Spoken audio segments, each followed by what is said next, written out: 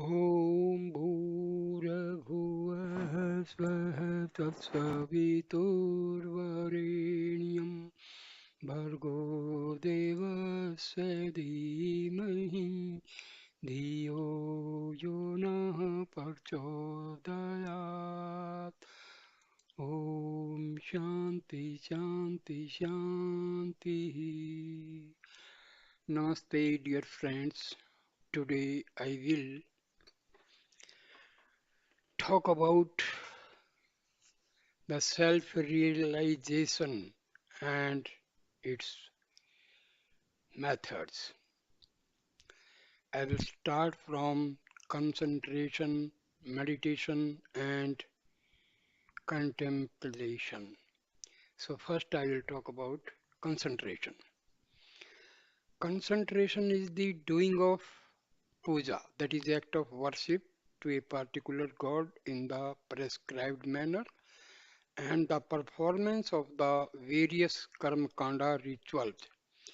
In concentration, God is represented by a symbol, idol, or picture, and worship is done by various movements of the physic. Here, the mind is drawn out in the various physical, oral, and mental motions that one has invariably to make in such acts of worship. Thus, God is symbolized and is conditioned by the action or motions of the body, mana, and buddhi.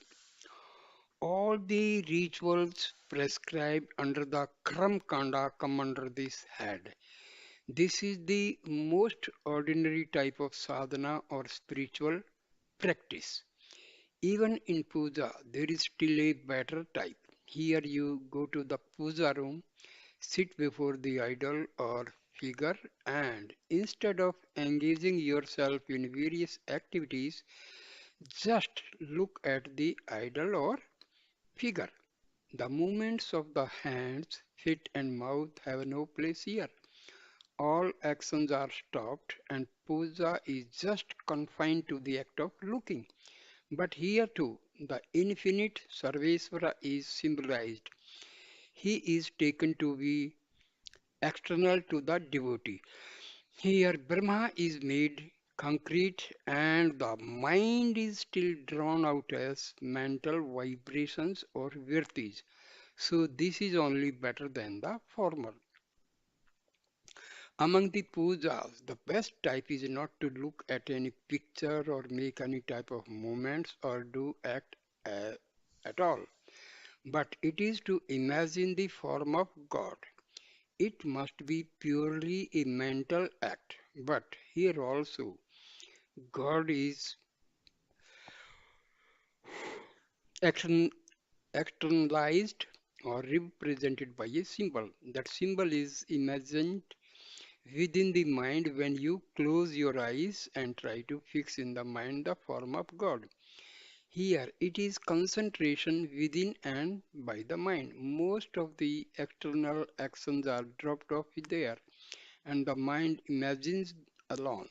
Though this is the best type of worship, even here God is conceived as being conditioned. Brahma is taken to have a rupa, a form, and as such, this is not the real and right sadhana. Now, I will talk about meditation. The next level in sadhana is to step into dhyana. Here, one leaves the form but takes to inam nama. The form is given up, but a particular sound is caught by the mind. One concentrates now on the sound or dhvani of a particular mantra. So Adi Shankaracharya has told, a person having the divine light in his heart and meditating with full devotion will eventually achieve enlightenment. This achievement in itself is the salvation and attainment of Vishnu Loka, that is the abode of Lord Vishnu. It is said that the following practices in succession are subtler and subtler. Starting with Rupa, it goes to sound, then to light, then to the origin of the mind, and finally to the dissolution of the mind. This is an important principle in Adhyatam Sadhana. The shorter the mantra, the better it is. All of the mantra japas come under the sound or dhavani meditation. Mantras are many in number and are of many varieties. If you go through Tantra Shastra, it gives thousands of mantra. Gayatri is a very wonderful Vedic mantra. Among all these mantras, if you take the shorter ones, those will be better. Do not take to repetition of long mantras. Among all the mantras, the shortest and the best mantra is Om, A-U-M, Om or Parnava. Two methods of mantra japa. In the repetition of the mantra, there are two methods followed. To repeat or mutter it by the movements of the lips, making it audible is the lower method. The higher method of japa is not to repeat the mantra and audible by all. You will have to chant it silently, mentally, without even opening your lips or moving your tongue. So, the shortest mantra and the silent mental repetition of it form a higher class meditation or japa. But even this is not the highest type of sadhana. Even silent repetition of Omkara Parnava cannot compare with Gyan Nishtha. Om, a symbol of Brahman. What are the reasons for saying so? Even in such mental chanting, one does not have the right concept as to what the Brahma is. Here, the Brahma is brought down to the level of Omkara. Om itself is taken to be the Brahma, which is thus symbolized or thought to be symbolized in this mantra. Actually, one should think of the mantra and then direct the mind to the state of Brahma above the level of mantra. We shall know this better through an example. You are walking in the street. There is a signpost at a crossing showing the direction to particular town. You never mistake the post to be the town itself. It only indicates where the town is. So, instead of hugging the signpost, you must walk in the direction pointed out by it. Similarly, you have to know and study the Omkara as a help to know more about the Atma. Then you must just transcend the Omkara and go to the state of the Atma as indicated by it, mistaking the symbol as Brahma. When you do japa puja, you take the idol to be the god. That is not correct. By keeping it as a representation of God, you just send the mind up and try to remember the all pervasive Brahma beyond time and space. We make the mistake of thinking that the transcendental Brahma, that Sarvesvara beyond all limitations, such as time, space, etc., has come down as the idol. That attitude of taking the Partika itself as Brahma Sarvesvara is wrong.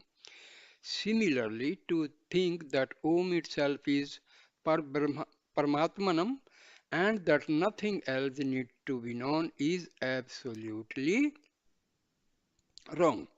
Many theoretical Vedantins and even many sannyasis are caught up in such a delusion, and for years they spend their time in the repetition of Om, never attaining jnana. They are just fooled or deluded as they stick to the sound of the mantra without sending the mind to the truth indicated by it. But Omkara, when repeated silently in the mind, becomes the highest dhyana, and this can be converted into Nidhi Dhyasana, that is contemplation, by better Vedantic understanding of the meaning and purport of Om. What does Om mean? Contemplation. Let us now analyze the meaning of Om. It represents the three states of our experience, Jagrat, Swapna and Susupti. We recognize the external world only in one of these three states. Mind acts only in and through these states. The world is there as long as the mind is there. Mind is there as long as these three states are there. The individual or the world means, in a sense, just these three states. So, Om represents these three states that characterize the Jiva. It is known by all students of Vedanta that Atman is beyond these three states and the Antakarana, the inner equipment. So, Om not only represents Jagrat, Swapna, and Susupti, but also it indicates the basic principle, pure consciousness, Atman, upon which these three states come and go, just as waves are formed on the surface of the ocean.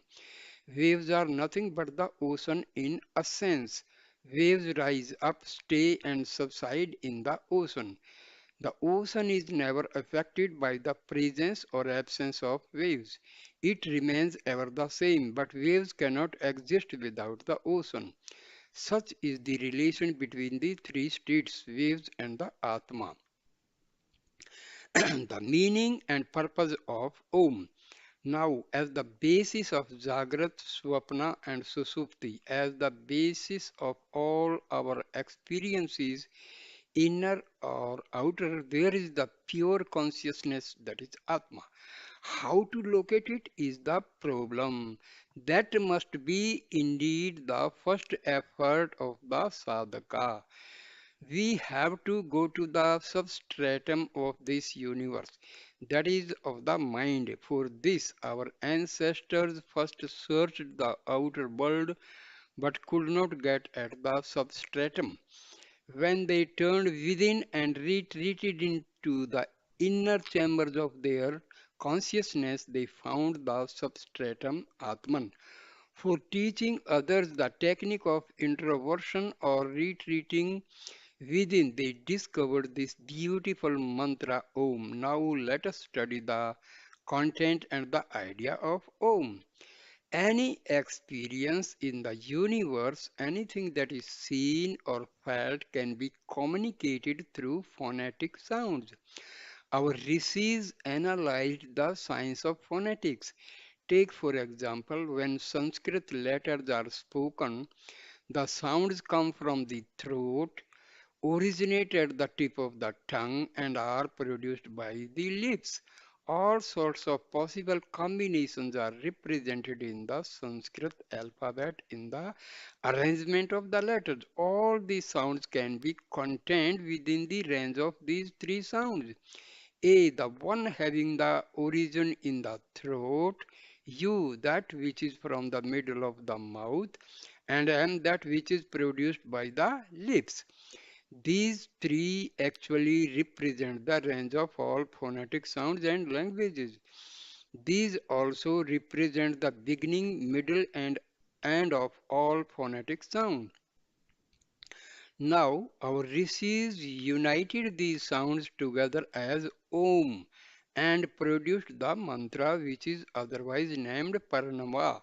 Thus, Om represents the entire range of verbal sounds. Again, Om represents the three states of consciousness, Jagrat, Swapna, and Susupti. As observed already, the ocean is not just the waves alone, it is something more than and beyond the waves. Similarly, Atman is not just the three sounds or states, but something more and beyond. This fact is indicated by the Ati mantra, the elongation of the sound of Om, the humming sound at the opening and closing of the lips. The Ati Matra represents the pure consciousness or Turiya. So, you must have this correct understanding of the meaning and purport of Om.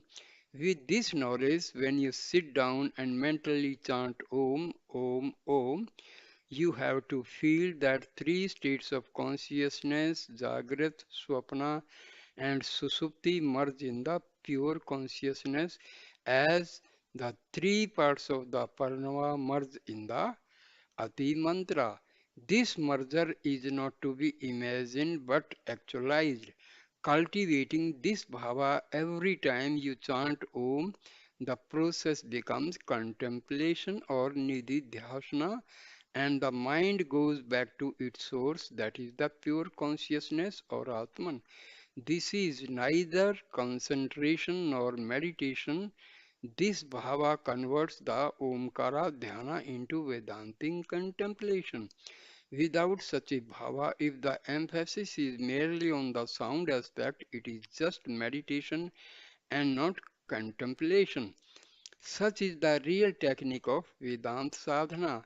Many sannyasis for years carry on meditation on Om, but since they do not as an upasana or sound meditation, they never come near jnana sadhana. So do not emphasize the sound aspect, cultivate the bhava and then feel Om. Thus go through the sound to the bhava and thence to the pure consciousness and sink the mind there. This is nididhyasana. As the three syllables merge in the Ati Matra, let the three states of consciousness, the thoughts, merge and dissolve in the silence and let the Atman unfold there. There is still better technique discovered by the rishis. To know this technique, you have first to know the nature and function of the ego. Now,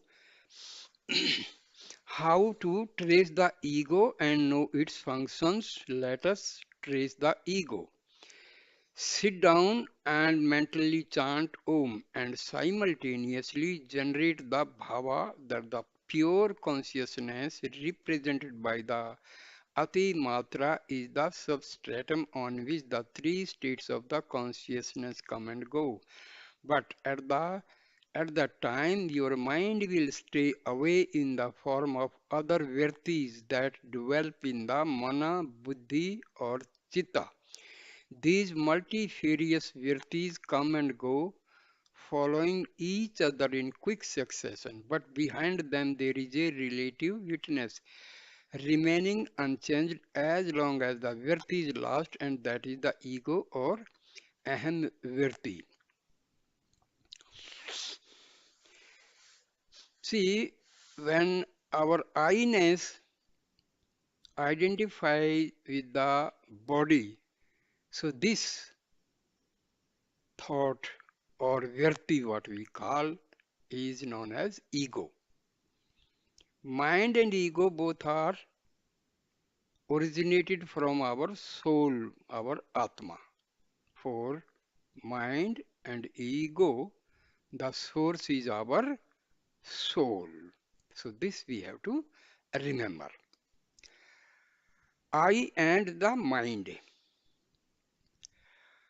The false I or I identifying with the body give rise to the mind. The continuous flow of thoughts from the Atma constitute our mind. Mind is not an independent entity.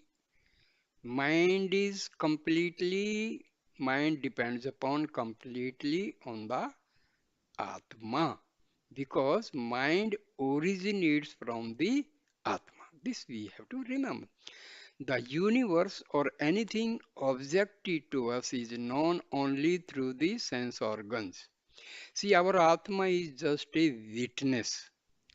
All our day-to-day functions, thinking, talking, everything is done with the help of ego and our mind. The sensations or impressions are gathered by the mana. Mana means mind, and the mana is nothing but a collection of thoughts, notions, or ideas, virtis. Now, all these thoughts come upon that innate I, in other words, these have the ego as the substratum. So, hmm, our ego is doing all the functions in our daily life. So the I, ego become the universe. See, continuity of thoughts arising from the soul constitute mind, and I-ness identifying with the body constitute ego. Everything that we experience, object in the world or subjective in the mind, is the expression of the I. Only in Susupti the I remains dormant. If in a dream you fly in an aeroplane, that plane is the creation of your own mind. In short, it is the expression of the projection of the I, the deluding expression of the ego. Now, this ahankara or I also comes from the pure consciousness as a ripple, just as the waves come upon the surface of the ocean. The ego ripple remains stable and non-changing, serving as the background for the other thought ripples to come and go. The I thought is the first thought. Rest all the thoughts come after I thoughts. So I thought is the original thought. This ego again has a very curious and wonderful capacity. When it sprouts up from the pure consciousness as a ripple, it has the power to cloud the substratum itself. See, ego originates from the soul, and this ego try to cover up the soul. This feature of the ego is called avarna, like a veil, veiling. It veils the Atma. It covers the Atma.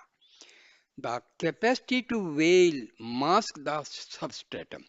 It has also the power to present or express itself as something apart from the pure consciousness. See here, pure consciousness, self, all these words, they are used for our soul, Atma. This feature or power is known as Viksipa. That is a deterrent, a sort of hindrance. On account of Vikshepa, we recognize the outer expression of the ego and are not able to see the substratum, Atma. Atma is the substratum. When the waves are formed on the ocean, they have the capacity to veil the ocean itself. Many children look at the waves, not at the ocean. They take the form of the waves as the reality and forget to see that which is the substratum of the waves. So do the ego and its progeny cloud the Atma. The subtle buddhi can find it. This unique fact of our consciousness should be very careful, observed and understood. Who can understand this? The ego itself can understand this through the subtle buddhi. Is not buddhi an expression of the ego? Ego analyzes things and arrives at conventions with the help of buddhi. Our buddhi has two functions, as it were, one which analyzes the facts and problems of the external nature, and the other, the subtle one, which ponders subjectively and discovers the hidden facts of our consciousness. Virtigina is essential for contemplation.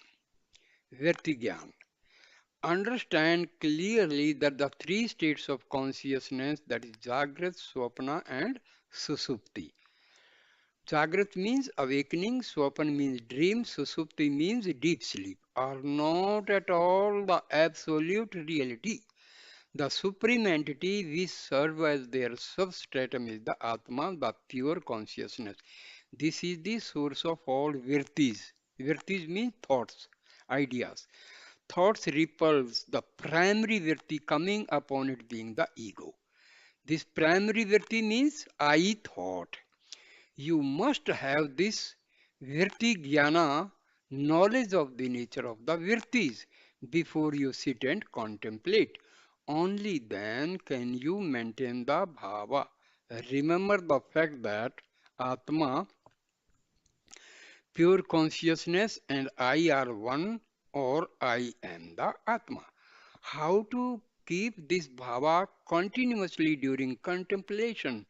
For this, our rishis have invented some glorious mantra, very short but very deep in meaning. One such is Soham. By this mantra, see, we breathe in and breathe out. So these are the two sounds. So, hum.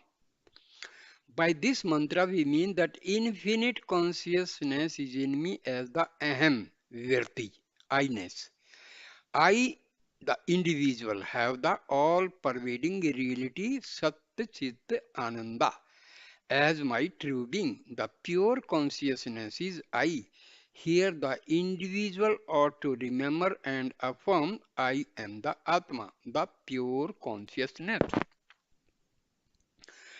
Probing or tracing out the root of the I. So, among all types of sadhana, the best is to trace out the origin of I and remember it constantly. Here, I means I thought. Where from it is originating? It is originating from our Atma, from our soul. So, we have to divert our I thought or mind or ego inwardly. That is the meaning. Theoretically, we know I has its root in the Atma. But how exactly to realize it? This is the problem. Moreover, see, I thought will always try to go outward. It, it will go outward. Now, to realize the self, we have to divert inwardly. This is the problem. Moreover, before taking up this contemplation, a doubt may arise in us. If the Atma or pure consciousness remains unknown to us, there is no use in repeating Soham. What is the use of repeating Sa? He, when Sa cannot be known. Again, if the Atman is non-principle, there is no need to repeat the mantra. When I am quite conscious that I am a man, there is no need to repeat Manushyaham, I am man, as it is. Atma is not already known to us. And if Atma always remains unknown, what is the use of just repeating Soham? Locating Atma, it is realized only by the mind merging in it.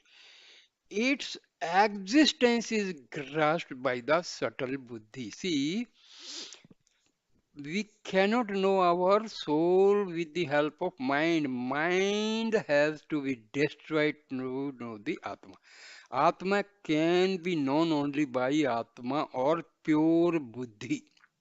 Well, here is the answer to such doubting questions. To say that Atman is either known or that it is unknown is wrong. It is neither known nor unknown. It remains always within us as the very basis of our existence, experience, and knowledge. It may not be known through the senses as an external object that is experienced by us. It is beyond the realm of the senses, but can be grasped by the subtle buddhi, the sharp penetrating intellect. So we can locate it vaguely within ourselves and then directly jump on it or merge with it. Withdrawal to the inner chambers of consciousness is the method. The next question is how to locate the Atma, the Sakshi. So far as our experience shows, life consists of just three states of consciousness: Jagrat, Swapna, and Sushupti. In Sushupti, there is no sense experience. The ego remains quite latent. In Swapna, we have the knowledge of the subjective experiences. and these are nothing but the projection of the mind. In Jagrat, we have the knowledge of the external world. Objective to us, this knowledge is had through the senses. Our sages first analyzed the external world, made an objective search outside themselves for knowing the ultimate reality. When they failed, they sat down, kept quiet, and conducted the inquiry within. They retreated into the inner recesses of their own consciousness. It was then only that they were able to locate the Sakshi. Sakshi means witness. The witness who sees all the transformations that takes place through Jagrat, Swapna and Susupti, and also serves as the background and source of all the Vertis. Now, how to demonstrate to a sadhaka that there is a Sakshi within who witnesses all these and remains changeless? I have told you already how we can locate the Sakshi in my last talk. I shall repeat it is very subtle and important matter. The delicate process of comprehension. The antakarana, the inner conscious mechanism, consists of mind, intellect, chitta, and ahankara. Chitta, that is subconscious mind, and ahankara, our ego. In Swapna and Susupti, we cannot do any sadhana. So let us confine our attention to Jagrat only. During our wakeful experiences, various thoughts or virtis are rising up in the antahakarana. These virtis rise up on the mana, buddhi or chitta. Thus, there are three types of virtis. The sense organs gather the impressions of the objective world, and these are taken up by the mana in the form of various ideas and notions. Without the mana, the senses cannot function and mana cannot work only with the help of these sense organs. Mana can be roughly compared to a sensitive camera that gets the impression or image in the sensitive plate through the lens. Indriyas collect impressions and the mana keeps them within as ideas and notions, or rather, we can define the mana to be just a collection of ideas and thoughts, sankalpas. Mana then hands over all these ideas and notions to the buddhi. Buddhi summarily rejects most of them and shifts, analyzes, relates, correlates, and thus churns knowledge or wisdom out these umpteen notions. Just a very fractional part, a minute part of the ideas alone is kept or retained as knowledge by the buddhi. You are reading a book. The eyes read every word. The mana gathers all impressions as ideas. But after closing the book, you can retain only a fraction of the ideas you had while reading. Similarly, by listening to it talk, you can get a lot of ideas expressed, but you gather and keep only a handful of them. This selection and rejection is done by the buddhi. Functions of the mana and the buddhi. Now there is a very important point where the antakarana is functioning at a particular instant, either the manovirti or buddhi virti is produced. While reading a book, you come across a point that kindles your inquiry. You then start thinking, what does the author state? Is he correct or you are listening to my talk? Here too, antakarana is full of manovirtis to start with. But when I pass a particular remark, you just start thinking, what does this, is he correct? That reflection, this analysis is done by the buddhi. When you are thus reflecting, all what I speak then will not make any impression on the mind. When buddhi virti fills the antakarana, mano virti does not exist there. The moment buddhi starts functioning, manovriti stops. So at a particular moment, only one function takes place in the mind.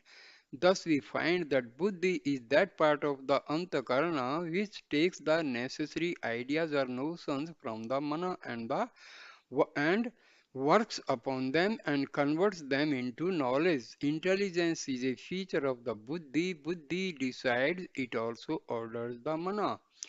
Functions of the chitta. The next subtle aspect of our antakarana.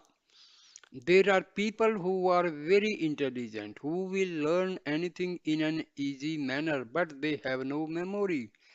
As quick as they learn, they forget too. Their buddhi is quite well developed, but the chitta has no proper development. Chitta is the forgetting and remembering part of the antahakarana. Contemplation by chitta. Now, contemplation must be done by chitta, the most subtle part of the antahakarana. In Bharatvarsha alone, the technique of nididhyasana or contemplation by the chitta was discovered and perfected. Our rishis perfected the technique of contemplation so well that along with the spiritual advancement of the sadhaka, he could also have the development of his intelligence and genius as byproducts. These are just acquired on the way. People blossomed into glorious and highly wise personalities when they took to this technique of contemplation. I have given you the examples of Kalidasa, Valmiki, and Panini, who originally were of very mediocre intellect but became versatile, genial personalities after doing tapas. They attained Atma Jnana and along with it their minds became genial and versatile in a marvelous way. Remember the Sakshi by the Chitta. Nidhi Dhyasana is thus contemplation done by the Chitta. The function of the Chitta is to forget and remember. When you repeat or mentally chant Soham and Om, you should remember the Sakshi. Soham means the all pervading consciousness is within me or he is I. The meaning of the mantra should not be repeated in any other language. When you mentally say Soham, but you must be able to consciously remember the Sakshi, the witness, that is all. When you sit and meditate, if the mantra japa becomes mechanical, understand that meditation is done by the mana. When you have some stress or strain in the mind and you want to get up from the seat and go away, or when you find it difficult to sit even for a short period, understand that the repetition is done by the buddhi. When you do not feel like getting up and meditation is very happy, peaceful, and effortless, understand that the repetition is then done by the chitta. So serene and calm will be your mind, then you will have a peace and joy then. This is contemplation, the process of remembering the Sakshi. Now, we shall talk about how to remember the Sakshi in contemplation. Before remembering it, you must know previously what the Sakshi is. You must therefore first locate it. I shall explain how to do that. You are sitting down and contemplating Soham. Soham silently and continuously you chant the mantra. Initially, it is done in a calm and peaceful manner at the innermost part of your consciousness. Then suddenly it may come up as buddhi, virti, and a bit of stress will be felt by you during the japa. As we already, antakarana can have only one type of virti at a time. When the buddhi virti fills it, the chitta virti slips off. Then again slowly you continue your repetition. Without your knowledge, many other thoughts and notions will come up then. The manovriti would have set in at the time and the mind would start straying. Just as bubbles are projecting and subsiding in water, so also in very quick succession, these thoughts will be rising up in the antahkarana, so much so that it will no longer be soham but office ahem, house ahem, market ahem. So you will be just spending some time thus when all these thoughts and ideas will be passing through your mind. Then suddenly a very curious thing occurs. Some conscious factor within flashes up from somewhere and just witnesses the straying of the mind. This discovery, this awareness takes place for a very short time, maybe for a split fraction of a second. It suddenly becomes aware of the straying of the mind from the repetition of Soham, discovering the self or the Sakshi. Now be very attentive. Antakarna is full of thoughts. In other words, the mind is composed of thoughts. The mind moves, not being fixed to a single thought. There is a sudden awareness that the mind has gone from one thought to another. This discovery, this awareness cannot be within the mind, antahakarana. That which discovers the straying of the mind cannot be the mind itself. That which sees the thought and its straying cannot be another thought. So, the principle which witnesses the straying of the mind is really something beyond the mind, beyond antahakarana. This is our Atma. The Sakshi Chaitanya within. This is the self, pure consciousness. The discovery of the straying of the mind is by the Atma. Such is the method by which we can very correctly locate the Sakshi, the self. The self is aware of itself, then as the self is pure luminous. So, Pratiparsava, involution, self withdrawal. Once you have this particular experience of locating the Atma, in other words, experiencing the expression of Atma, you should start remembering that pure consciousness, the pure awareness that witnessed the straying of your mind, that which expressed itself when the mind was wandering. You must try to remember that very principle or entity by the chitta. Go within and try to sink in that awareness. In such a retreat, turning within, you will find that the mind automatically dies. It goes back to its source, then sinks and dissolves there. This Vedantic contemplation is therefore to drive the mana, buddhi, etc. to their source or origin. As long as you do japa or concentrate, so long as you keep your vision in objectivity, mana and buddhi will act in an extraverted manner. They will have only the outward movement. It is only the chitta which can have this backward movement. Its functions is not to reach out or project forth, but reflect backward and go within. This is very aptly termed as pratiparsva, which means involution, going back to the source. So mind and ego, they are directed to go to the source, that is our Atma, the spiritual heart. It is subjective retreat within an inward search. This alone will take us direct to the Sakshi witness, that is Atma. All the other methods will pull the mind out or project it into the realm of objective perception. Nature of the chitta. This is how to contemplate by the chitta. Chitta has the capacity to remember and forget. It stores up things in memory, and whenever you want any particular fact or knowledge, it will bring the same back to the forefront of the consciousness. Something known to the mind will be taken over by the buddhi and will be later passed on to the chitta for storage. It has many pigeonholes for storing the accumulated knowledge. This storage in the chitta is called apohana. Now, how can a person remember a particular thing that is forgotten? Draw it out as it were from the depths of the chitta. The technique of remembering and forgetting. The technique of remembering and forgetting is very clearly explained by our rishis. Let us take an example. You are listening to a sloka. I repeat it. You understand it and get it by heart. Now it is stored up in the chitta. Next morning you get up, do your routine things, and suddenly you want to recollect the sloka read out by me the previous day. You start thinking, struggling to bring it back to your mind. You are not able to. What is that? What is that? Such a deep inquiry takes place within you.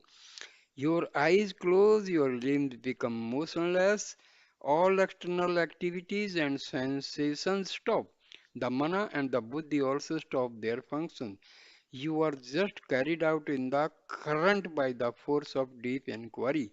You know it there in the back chambers of your consciousness. It is not immediately tangible or objective to you. That is all. When you carry on such an inquiry, a stage comes when for a fleeting second you forget the world, body, mind, etc. You are in the shunya state, zero state, that is, thoughtlessness, as it were. When you forget yourself, thus, then most curiously, the sloka that you wanted to recapture flashes before you from somewhere. Has this not been the experience of all of us? Suddenly, from somewhere, the forgotten sloka flashes for so. The process of forgetting yourself consciously is the process of remembering a forgotten thing. It may sound to be a paradox, but it is a fact. Precisely when you try to remember a thing intently, you forget everything, and when you thus forget everything, consciously you catch back in a flash the forgotten thing. Self inquiry, remembering Atma. Atma is always there, and we have somehow forgotten it. We have now to consciously try to remember the Atma through the Chitta. Buddhi and Mana cannot do it. The Atma cannot be perceived or known by them. Take to the process of contemplation by Chitta and do it intensely.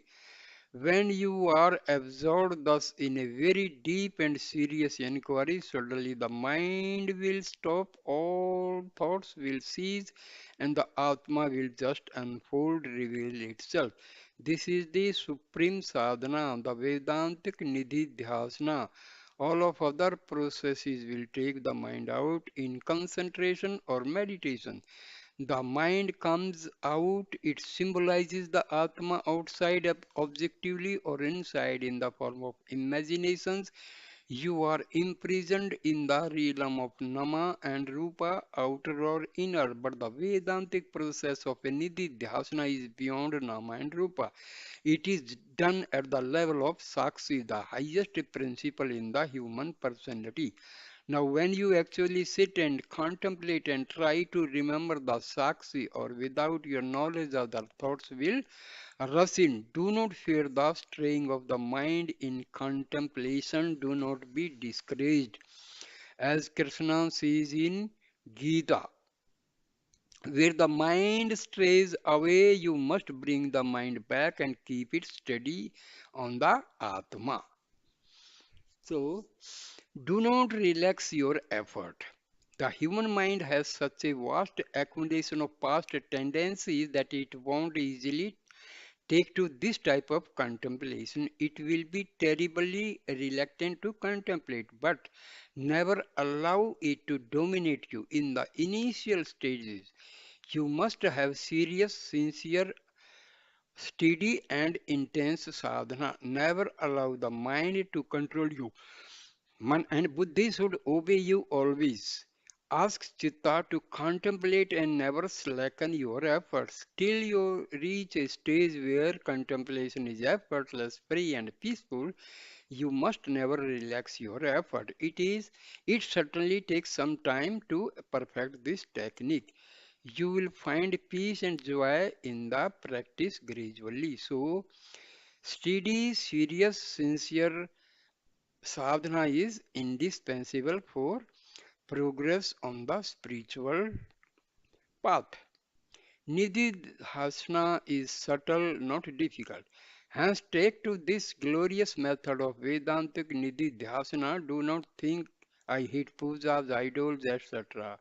Not at all. But these practices are at the lowest rung of spiritual sadhana. When a better, nobler, easier course is offered, take to it directly. Don't think you have to go through every stage step by step immediately. Accept the highest technique. Come on and take to it wholeheartedly. It is subtle and not all difficult. Being subtle, you have to grasp it by attentive hearing and silent reflection.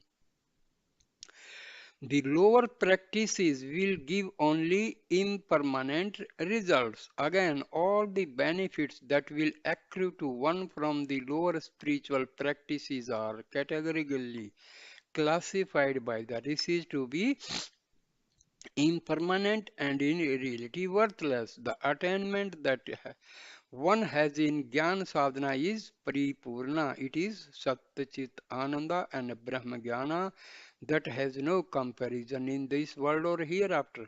So never think of God and start praying of things in this world or hereafter. Never be a beggar, never have the attitude of supplication. If you pray to God, oh God, please give me jnana, he would, if at all, say, my dear Bhakta, why are you praying to me? I have already given you the chitta, use it, sit and contemplate. You will easily have jnana. Now there is a slok in Bhagavad Gita. It says, I am seated in the heart of every human being. From me alone remembrance, knowledge, and forgetfulness spring forth. From all the Vedas, there is only one myself as the pure consciousness. To be known, the maker and knower of the Vedas, I am the Atma. Vasana akshay necessary for Atma Jnana. The subtle tendencies must be destroyed for self-knowledge. Now, while you carry on practicing this, you will advance bit by bit in sadhana. Your mind will cease to be turbulent. It won't rush out during contemplation. You will enjoy the inner peace and poise resulting from the cessation of thoughts. But a stage will come when all the thoughts will completely stop and you will be in a state of shunya or jada samadhi, progressing no further. That is in a state of shunya or jada samadhi, progressing no further. That shows that vasana's aksya has not been complete in you. Contemplation is only one aspect in jnana nishta and the other is vasana aksya, means destruction of propensities, that is subtle impressions.